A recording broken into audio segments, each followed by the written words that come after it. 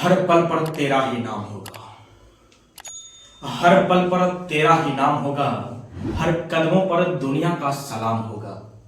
मुश्किलों का सामना हिम्मत से करना यारो, देखना एक दिन वक्त भी तेरा गुलाम होगा, वक्त भी तेरा गुलाम होगा। नमस्कार साथियों, मैं मिस्टर शिव जी आप सबों का इस वीडियो में हार्दिक अभिनंदन करता हूं।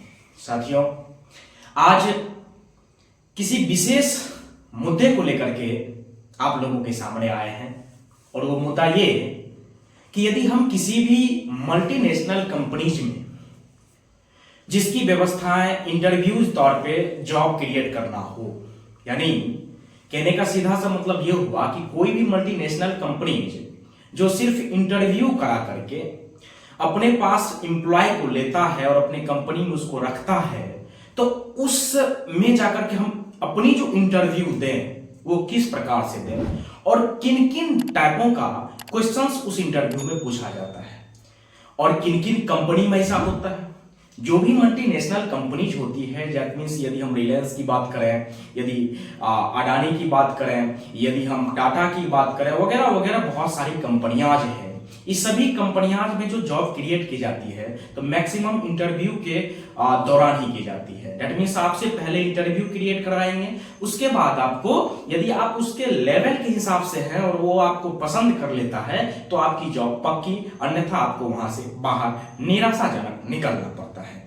तो साथियों, हम सबसे पहली बात तो ये समझेंगे, किसी भी मल्टीनेशनल कंपनी में इंटरव्यू यदि हम देने जाते हैं तो हमें किन किन चीजों की ध्यान रखनी चाहिए। पहली जो हमारी होती है पहनावा में हमें किस प्रकार की पहनावा पहननी चाहिए, उन्हें हमें याद में रखना होगा। साथियों, कहते हैं कि यदि हम इंटरव्यू के दौरान जाते हैं तो हम देखने में अच्छे लगने चाहिए, मतलब खूबसूरत लगने चाहिए, ताकि एक आकर्षक लुक भी क्रिएट हो, जिससे कि इंटरव्यू लेने वाले जो सामने वाले बंदे हैं उसे ये लगे हाँ इस बंदा में कुछ है। तो जैसे कि हम यदि पहनावा पहनते हैं तो पहनावा में शूज, मतलब टांग में जो पहना जाता है शूज, वो फॉर्मल शूज ले। उसके बाद शर्ट जो है वो फॉर्मल ले, जिसमें आयरन किया हुआ हो और अच्छी कलर की हो। उसके बाद हमारी पेंट जो होनी चाहिए वो भी फॉर्मल होनी चाहिए और फुल पेंट होनी चाहिए। और तीसरी बात, हमारे हाथ में जो वॉच होना चाहिए, वॉच अत्याधुनिक तरीके की, मतलब अच्छी होनी चाहिए, अच्छी वॉच होनी चाहिए। और अभी के समय में यदि आप किसी कंपनी में जाते हैं तो स्मार्ट वॉच जरूर लेके जाए। और तीसरी बात इसमें है कि हम जो कपड़ा पहनेंगे, पेंट और शर्ट, उसको अंदर शूटिंग करके जाए। दैट मींस अच्छी बेल्ट, लेदर वाली बेल्ट से उसे पैक करके जाए। ये चीजें हमें पहनावा के अंतर्गत लेना पड़ेगा, जो पहली पॉइंट है। दूसरी पॉइंट ये रहा कि हमें जो है अपनी कपड़े जो जाएंगे तो किसी के सामने बैठेंगे तो उसके बैठने के लिए हमें कपड़े के ऊपर बॉडी परफ्यूम लगी होनी चाहिए, जो अच्छी ब्रांड की होनी चाहिए। मतलब यदि नहीं हुआ तो फिर भी कोई दिक्कत नहीं, लेकिन एक बॉडी परफ्यूम जो है वो होनी चाहिए। उसके बाद जो है हमारी हेयर स्टाइल वो बहुत अच्छा होना चाहिए, ताकि उनको देखने के तत्पश्चात उनका थोड़ा एक एट्रैक्टिव लुक जो है वो थोड़ा सा समझ में आवे।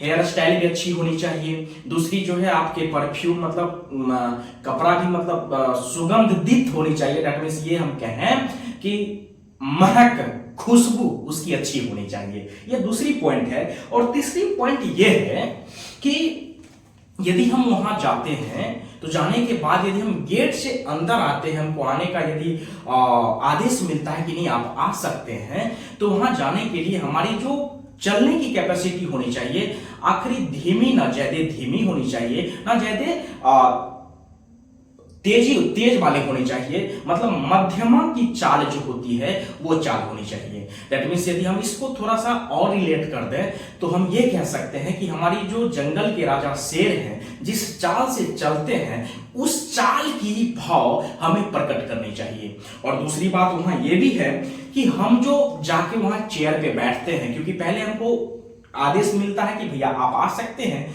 दूसरी बात कि आपको बैठने का आदेश मिलता है, तो आपके लिए एक स्पेशल चेयर लगा होता है, जिस चेयर पे आप संतुलित तरीके से अपने आप को व्यवस्थित करके बैठे, ना कि मतलब पैर उठा करके बैठ जाए, पैर पे पैर चढ़ा के बैठ जाए, हाथ पे हाथ चढ़ा के बैठ जाए, ये नहीं करनी चाहिए। ठीक है, एक संतुलित जो है एक चेयर होता है, उस पे एक संतुलित तरीका से हमें बैठने की आवश्यकता होती है। और तीसरी बात इसमें और जो है, यानी तीसरी बात में और चीज जो ध्यान रखना होता है वो हमारी आवाज की।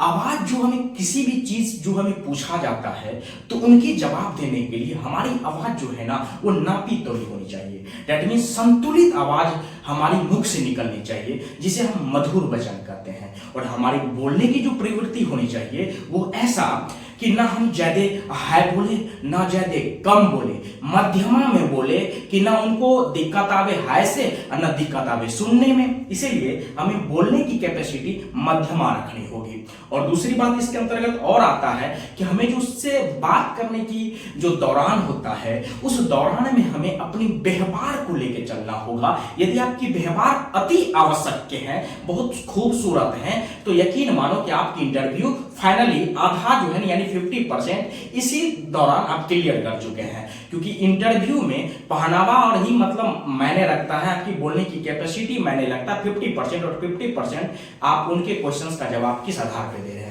और साथ में हम तो ये कहेंगे साथियों कि इसमें ईमानदारी को भी ऐड कर लीजिएगा तो बहुत ज्यादा खूबसूरत होगा।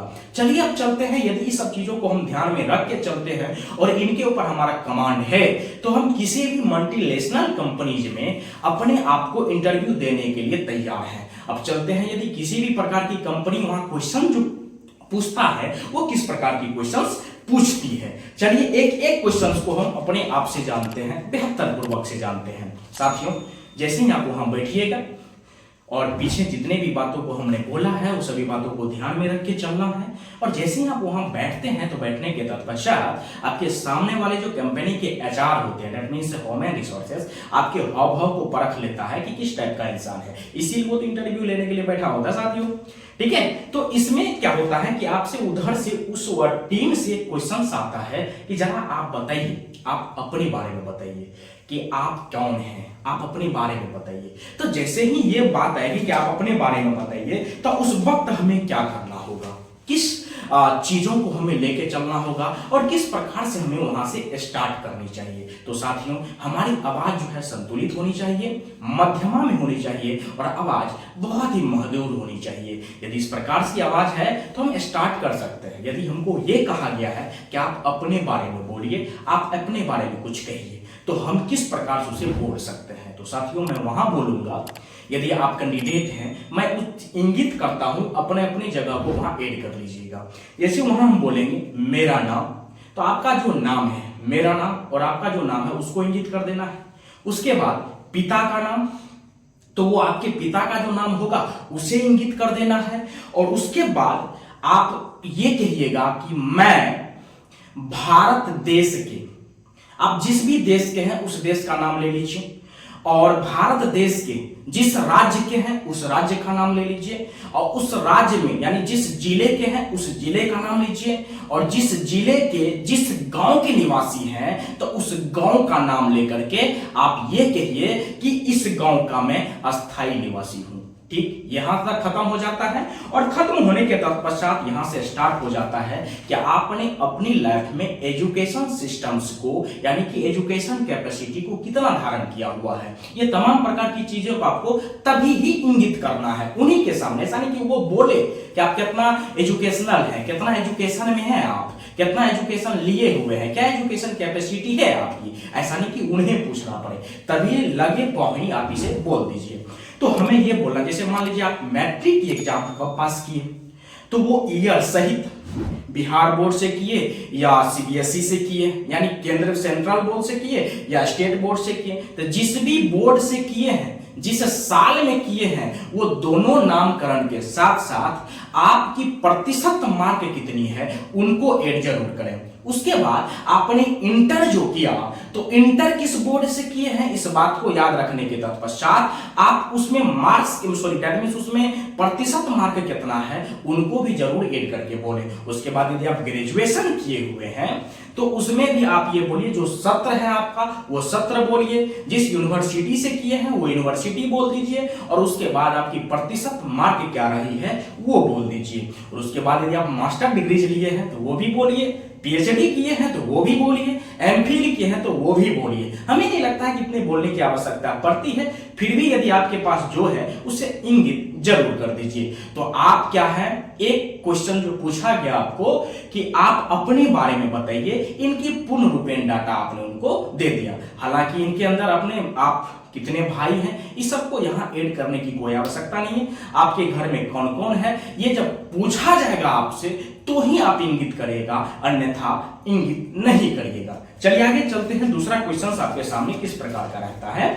तो दूसरा क्वेश्चन है कि आप कंपनी को कैसे जानते हैं। साथियों, यदि आपसे ये पूछ दिया जाए कि आप कंपनी को कैसे जानते हैं, इसका मतलब ये हुआ कि आप जो इस कंपनी में इंटरव्यू देने आए हैं तो आप इस कंपनी को कैसे जानते हैं, किनके माध्यम से जानते हैं, किनके द्वारा जानते हैं। तो यहां जब आपको थोड़ा सा देख सुन के आगे बढ़ना है। यदि आप किसी भी मल्टीनेशनल कंपनीज में जाते हैं तो जिस कंपनी के तहत उस कंपनी में जा रहे हैं, इस बात को भी थोड़ा याद रखिएगा, तो उस कंपनी का नाम और उनके फाउंडर, उनके संस्थापक जो है उनका नाम वहां जरूर बताएं। अन्यथा याद, यदि आप किसी रिलेशन से मतलब किसी लड़के के द्वारा जाने बुझे हैं, उसकी नाम सुने हैं, तो आप ये बोल सकते हैं, लेकिन मेरे हिसाब से आप किसी पर्सनल व्यक्ति की नाम किसी के द्वारा जो उसको कभी इंगित नहीं करिएगा। जिस कंपनी के थ्रू आपको वहां भेजा गया हो तो उस कंपनी का नाम और उनकी फाउंडर की नाम वहां आपको बताना है। इतना ही बोलिएगा तो आपकी ये 2 नंबर की क्वेश्चन की जवाब क्रिएटिव रूप से करेक्टली निकल जाता है।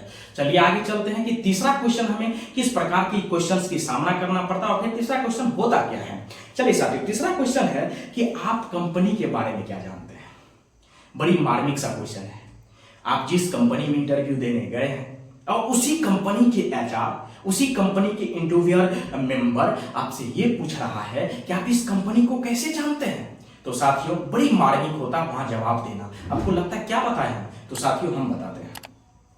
तो आपको वहां सिंपल में बोलना है कि देखिए, ये जो आपकी कंपनी है, इस कंपनी की नाम बुजुर्गों से सुने हैं, गूगल से देखे हैं, आस पड़ोस के लोगों से जानते हैं, और हम भी मतलब सुनते आते हैं ये कंपनी बहुत अच्छी है, ये अपने एम्प्लॉयज की बहुत बड़ा ध्यान रखते हैं और समय से सैलरी देते हैं। यानी तमाम प्रकार की चीजें जो है व्यवस्थित है इस कंपनी का, जिस माध्यम से हम इस कंपनी को बढ़िया से जानते हैं। ठीक है, और ये चीजें यदि आप इस प्रकार से बोल देते हैं कि अब मतलब हमारे बगल वाले के थ्रू, गूगल के थ्रू, यूट्यूब के थ्रू, तमाम प्रकार की जो भी चीज है उस चीज को आप ऐड कर दें और ऐड करने के तत्पश्चात अपनी बात को विराम कर दें। उसके बाद वो खुद आपसे अगला क्वेश्चन पूछ लेगा। तो चलिए अगला क्वेश्चन क्या पूछता है, जो 4 नंबर का क्वेश्चन है, कहता है कि आपको नौकरी क्यों दें। यदि आप इंटरव्यू देने गए हैं और इंटरव्यू देने के लिए आप गए तो आप नौकरी के लिए स्वाभाविक है कि गए हैं, तो उनके सामने क्वेश्चन यदि आपके सामने ये आ जाता है कि आपको नौकरी क्यों दें, तो साथियों बताइए कि इसका जवाब क्या हो सकता है कि क्यों दें आपको नौकरी।